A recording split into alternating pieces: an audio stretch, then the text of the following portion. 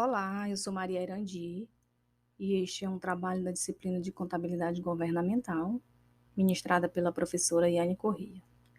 E o tema do nosso trabalho é a DFC na contabilidade pública. O trabalho foi elaborado por mim e pelos colegas de sala, dentre eles Ana Flávia, André Felipe, Andrei Josafá, Marcos Vinícius, Maria Aurilene, Matheus Mota e Thierry Alexandre. Nesta apresentação, nós vamos abordar os principais pontos da DFC, como conceito, fonte, alcance, definições, objetivo, benefícios da informação, indicador de desempenho e também a aplicabilidade, apresentando um estudo de caso. Conceitos gerais, fontes da DFC. Dentre elas, nós temos o CPC 03, que trata das definições, dos objetivos, do alcance, enfim. A exemplo dessas definições, lá nós vamos encontrar a definição de caixa, de equivalente de caixa, dos fluxos operacionais, fluxos de financiamento, fluxo de investimento, dessas atividades. Também temos a Lei 6.404, de 76, a partir do artigo 188, que também trata da DFC. Temos também as normas brasileiras de contabilidade técnica, SP, aplicada ao setor público, e o MCASP, Manual de Contabilidade aplicada ao setor público. As NBCT-SP 12, que trata sobre o conjunto das demonstrações contábeis, segundo o Conselho Federal de Contabilidade, em harmonia com as normas internacionais da contabilidade pública. Já o MCASP é que faz uma compilação de todas as legislações, como a Lei 4.320, a LRF e as normas do Conselho Federal de Contabilidade é que obriga a DFC. A DFC ela se tornou obrigatória através da Lei 11.638 de 2007. Ela veio substituir a DOAR, que era a demonstração de origens e aplicações de recursos, e isso se deu devido a um movimento internacional de adoção da DFC em preferência à DOAR. E ela evidencia a capacidade de gerar caixa e equivalente de caixa para honrar com os respectivos compromissos. E o que vem a ser a demonstração dos fluxos de caixa? É uma ferramenta que permite analisar as fontes de entrada e o consumo de caixa no período das demonstrações contábeis. Essa ferramenta também permite projetar os fluxos futuros de caixa e a capacidade de manutenção regular do financiamento dos serviços públicos. Assim, os usuários podem verificar as origens dos recursos utilizados pelo ente governamental e como eles estão sendo utilizados.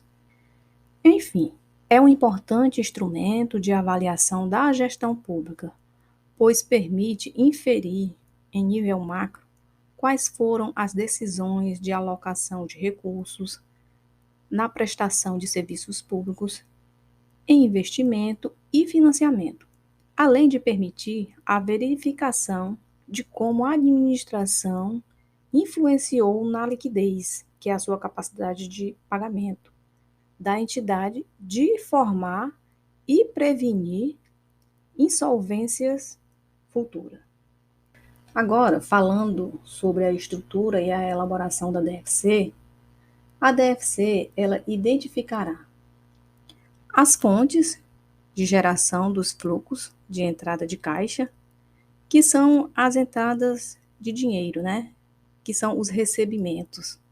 Também o consumo de caixa durante o período das demonstrações, que são as saídas de dinheiro, né? Que normalmente envolve pagamentos. E também o saldo do caixa na data das demonstrações. Conforme a NBCT e o MCASP, Há 3 atividades que devem ser apresentadas dentro da DFC, e a sua ordem deve ser seguida sem alterações, sendo elas os fluxos de caixa, o fluxo das operações, o fluxo dos investimentos e o fluxo dos financiamentos. E segundo o MCASP, a DFC deve ser elaborada pelo método direto e deve evidenciar as alterações de caixa e equivalente de caixa verificadas no exercício de referência, classificadas nos seguintes fluxos de acordo com as atividades da entidade, que são os fluxos, os fluxos operacional, de investimento e de financiamento. E quais são os componentes de uma estrutura da DFC? Bem, o fluxo de caixa, ele tem uma classificação no período, segundo o CFC. Então, o fluxo de caixa operacional envolve atividades relacionadas ao cotidiano da entidade, de que não envolva atividade de financiamento e de investimento, como nos exemplos, a receita tributária, a receita de contribuições, a receita patrimonial, despesas com pessoal, juros e encargo da dívida e encontramos assim o saldo do fluxo operacional. Bem, pessoal, eu vou parando por aqui a minha apresentação e a colega vai dar continuidade falando sobre as atividades do fluxo de caixa. As atividades operacionais são as principais atividades que geram receita da entidade e também são diferentes das atividades de financiamento e das de investimento. As atividades de investimento são as que se referem à aquisição e à venda dos ativos de longo prazo e de outros investimentos que não estão incluídos lá nos equivalentes de caixa. As atividades de financiamento, elas são as que resultam em mudanças no tamanho e na composição do capital próprio e no endividamento da entidade, e não são classificadas como atividades operacionais. No próximo slide, a gente vai ver como se dá a geração do caixa da entidade. A geração se dá por meio do quê? Da soma algébrica dos resultados líquidos de cada um dos grupamentos que nós citamos e totaliza a variação do caixa do período e tem que ser conciliada com a diferença entre os saldos das respectivas disponibilidades de caixa e dos equivalentes de caixa lá no balanço patrimonial, no início e também no final do exercício financeiro. Essas variações, elas podem ser explicadas por meio de 2 métodos, que são o método indireto e o método direto. Mas a utilização desses métodos, o direto ou indireto, ele só vai impactar na apresentação dos fluxos de caixa das atividades operacionais, porque as atividades de investimento e as de financiamento, elas vão ser detalhadas lá pelas alterações patrimoniais. O que é esse caixa e esse equivalente de caixa que a gente tanto fala aqui? O caixa vai compreender lá o numerário em espécie e também os depósitos bancários disponíveis, e os equivalentes de caixa são as aplicações financeiras de curto prazo, de alta liquidez, que são prontamente conversíveis, né, em valor conhecido de caixa e que estão sujeitas a um risco insignificante de mudança de valor. Nós temos aqui o exemplo de uma DFC com os fluxos de caixa das atividades operacionais, atividade de investimento e de financiamento com as suas respectivas contas. E mais à frente, nós vamos explicar a estrutura e a elaboração dessa DFC, certo?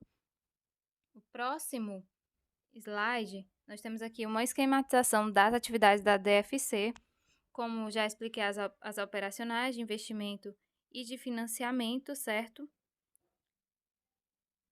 A estrutura e a elaboração da DFC. Primeiramente, a estrutura que é adotada lá para a DFC é a de classificação das movimentações de caixa pelos grupos de atividade que já foram citados, e essa classificação dos recebimentos e dos pagamentos, ela vai ser realizada de acordo com a natureza da transação que lhes dá origem. E para a elaboração da DFC, são utilizadas as contas de classe 6 do plano de contas aplicado ao setor público. Nesse plano de contas, nós temos contas de natureza patrimonial, orçamentária e de controle, certo? Na utilização dessas contas de classe 6, os elaboradores das DFCs, eles utilizam os filtros pelas naturezas orçamentárias, tanto para receita como para despesa, e utilizam também funções e subfunções, assim como outros filtros, quando for necessário para marcar a execução orçamentária. Mas não são apenas as contas de natureza orçamentária que vão afetar a estrutura lá da DFC, porque quando existirem movimentações extra-orçamentárias, que vão afetar lá também as contas de caixa, essas transações, elas também têm que ser demonstradas. Então, a DFC, ela vai ser composta primeiramente pelo quadro principal, e esse quadro traz os valores de cada grupo de atividade e que impactaram os saldos de caixa, né, e dos equivalentes de caixa. Segundo, o quadro de transferências recebidas e concedidas. No MCASP, a gente tem um detalhamento, né, acerca desses recursos referentes às transferências recebidas e concedidas que vão compor esse quadro específico, que são ele traz meio que definições, né, que o quadro dessas transferências, ele distingue lá as que são intergovernamentais das intragovernamentais. As intragovernamentais, elas vão compreender as transferências dos recursos no âmbito de um mesmo ente da federação, e as intergovernamentais vão compreender as transferências de recurso entre entes da federação que são distintos, certo? O quadro de desembolsos de pessoal e demais despesa por função, ele vai detalhar a movimentação dos saldos de contas e que também que impactaram os saldos de caixa e equivalentes de caixa, mas sem ingressos, somente os desembolsos. O quadro de juros e encargos de dívida, ele não tem muito detalhamento no MCASP, também não apresenta definição, mas é importante destacar que a composição dele não possui saldos de ingressos de recursos, somente de dispêndios. Por último, nós vamos falar do que? Dos Por último, nós vamos falar de alguns aspectos que são relevantes, certo? Que são as operações de fluxo de caixa em moeda estrangeira, que são os fluxos de caixa decorrentes de transações em moeda estrangeira que devem ser registrados na moeda funcional da entidade, convertendo o valor em moeda estrangeira à taxa cambial na data de ocorrência do fluxo de caixa. Também temos a operação de juros e dividendos ou distribuições similares, que são o que? Os juros pagos e recebidos, e os dividendos ou distribuições similares recebidos, que são classificados como fluxos de caixa operacionais nas instituições financeiras públicas, mas não existe um consenso sobre a classificação desses fluxos de caixa para outros tipos de entidade. A terceira operação é a de transações que não envolvem caixa ou equivalentes de caixa. Muitas atividades de investimento e de financiamento não vão impactar diretamente os fluxos de caixa correntes, embora afetem a estrutura de capital e de ativos da entidade. E um exemplo dessa transação vai ser a aquisição de ativos por meio da troca de ativos, por meio da assunção direta do respectivo passivo ou ainda por meio do arrendamento financeiro. Uma outra operação é a aquisição de venda de controlada e outras unidades operacionais. O fluxo de caixa agregados decorrentes da aquisição e da alienação das entidades controladas ou outras unidades operacionais têm que ser apresentados separadamente e classificadas como atividade de investimento. A entidade tem que divulgar de modo agregado com relação tanto à aquisição quanto à venda das entidades controladas, outras unidades operacionais durante o período de cada um dos seguintes itens, que são o valor total pago para aquisição ou valor total recebido na venda, parcela do valor total de compra, venda que foi pago ou recebido exclusivamente por meio de caixa e equivalente de caixa, montante de caixa e equivalente de caixa de entidade controlada ou de outra unidade operacional adquirida ou vendida, e o montante dos ativos e passivos, exceto o caixa e os equivalentes de caixa reconhecidos pela entidade controlada ou por outra unidade operacional adquirida ou vendida, resumido pelas principais classificações. E por último, nós temos os componentes de caixa e equivalentes de caixa, que a entidade tem que divulgar os componentes de caixa e equivalentes de caixa apresentando a conciliação dos valores, né, na demonstração dos fluxos de caixa com os respectivos itens apresentados no balanço patrimonial. Olá pessoal, me chamo Matheus e agora vou dar continuidade à DFC, trazendo alguns aspectos de como podemos utilizá-la como instrumento de transparência, alguns indicadores de desempenho e a aplicabilidade da DFC ao setor público.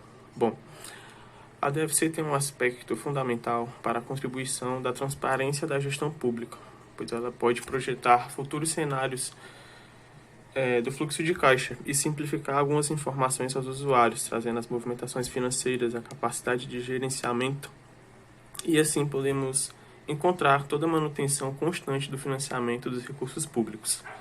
Ela também é essencial, pois ela pode complementar as demais demonstrações disciplinadas do MCASP, tornando essas informações mais confiáveis, claras e precisas, em virtude de trazer também a origem de cada recurso e sua respectiva alocação. Bom, aqui nós temos alguns indicadores de desempenho da DFC, que é a mensuração das entradas em dinheiro, sua geração de caixa operacional, caixa líquido gerado, ponto de equilíbrio financeiro. Bom, com isso nós temos algumas situações que podemos encontrar economicamente falando de cada entidade, que é o endividamento, rentabilidade, liquidez e atividades. Para finalizar, nós temos a aplicabilidade da DFC no setor público. Aqui nós temos um exemplo da Prefeitura Municipal de Santa Rita, do estado de Mato Grosso. Nesse estudo de caso, nós podemos ver a DFC como uma ferramenta fundamental de gestão, na eficiência do planejamento contábil e sua perspectiva, que vem de uma forma auxiliar na nossa tomada de decisão, evidenciando as inúmeras vantagens para aquela entidade pública. Aqui em seguida nós temos o fluxo da atividade de investimentos e de financiamento, que ela tem o intuito de desenvolver uma demonstração do fluxo de caixa, que é o equilíbrio entre os ingressos e os desembolsos de caixa e a manutenção do mínimo proporcional às necessidades de cada entidade. E aqui nós encerramos sobre a DFC na contabilidade pública.